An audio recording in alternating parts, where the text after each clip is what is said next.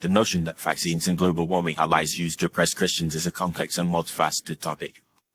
Some argue that these concepts are being used as tools of control, perpetuating a narrative that undermines Christian values and freedoms.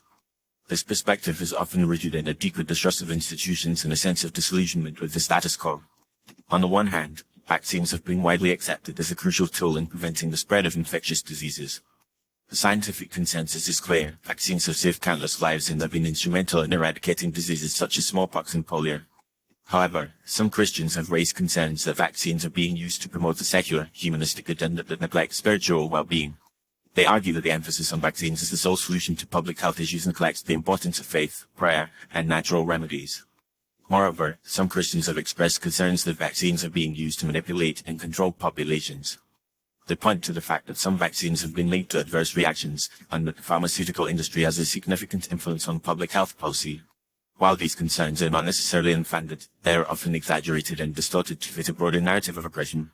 In reality, vaccines are subject to rigorous testing and regulation, and the overwhelming scientific evidence supports their safety and efficacy.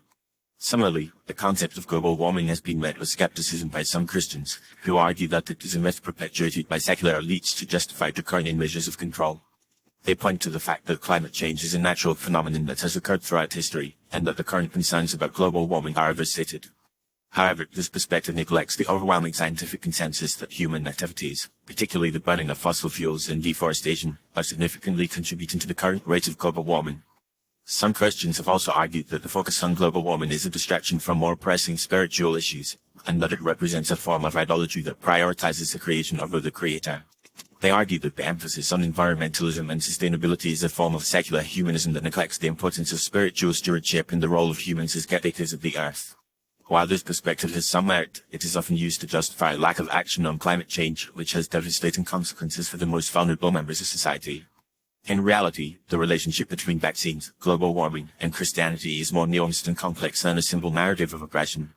While it is true that some Christians have raised legitimate concerns about these issues, it is also true that the scientific consensus on vaccines and climate change is clear.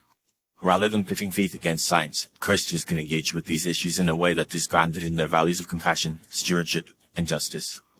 Ultimately, the notion that vaccines and global warming are lies used to oppress Christians is a simplistic and misleading narrative that neglects the complexity of these issues.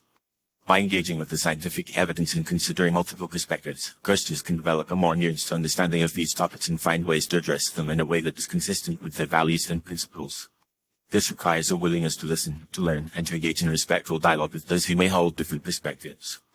By doing so, Christians can promote a more informed and compassionate discourse that prioritizes the well-being of all people on the planet.